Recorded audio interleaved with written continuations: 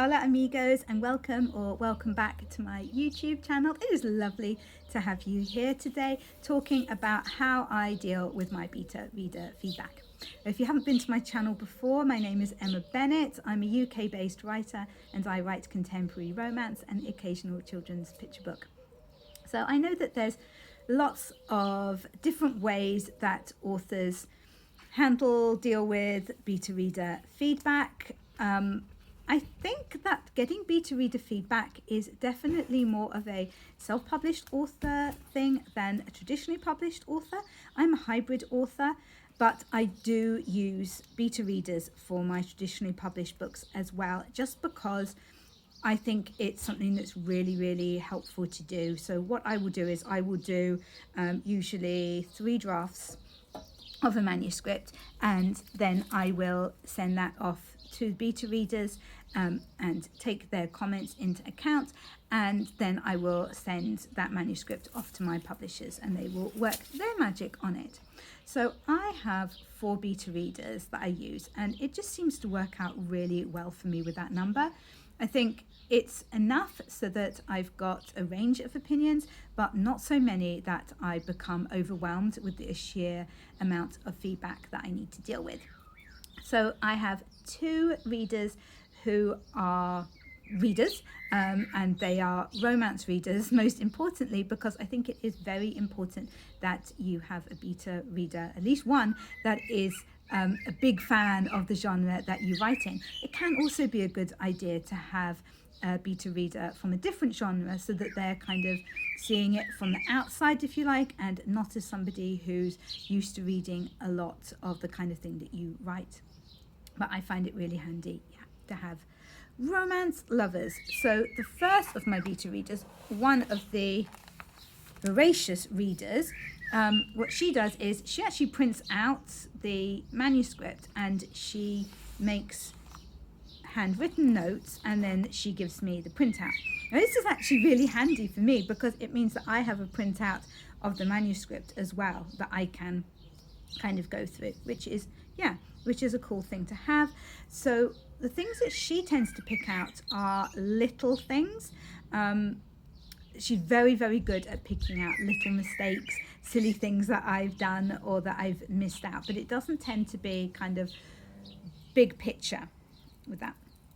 And then the other reader, she does more of just provides me with kind of a report, if you like, of particularly what she liked, but also anything that she feels will be a problem, which is really nice. It's kind of succinct.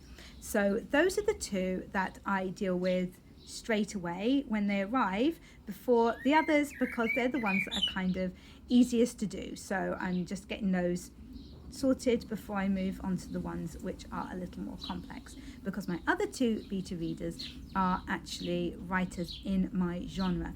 They really know what they are talking about and they do a fantastic job.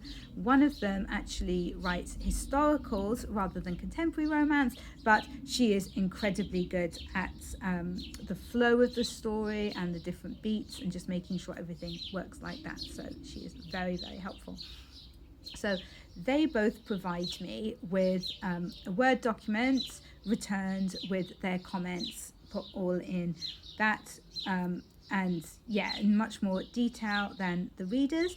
So what I will do is I will just take one of those and then I will work through that one. So I know that what some authors will do is they will collect together all of their readers' comments and they would deal with them all in one go, but I prefer to do them one at a time. I find that that's just what works best for me. I can really concentrate on what that particular reader is feeling about the book and their individual feelings, rather than trying to pick out common threads from lots of different people and what they're thinking. So that's how it works for me.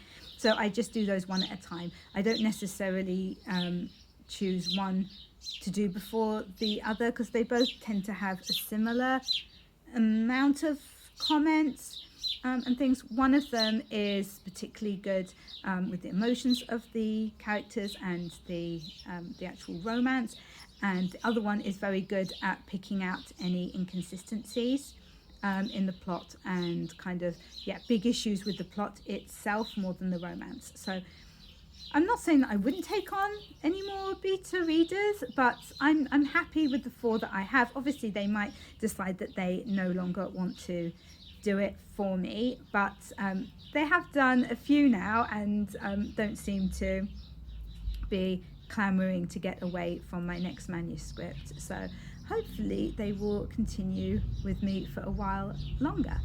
So I would love to know, do you use beta readers, and how do you handle the feedback when it comes in? Do you deal with it in one big chunk?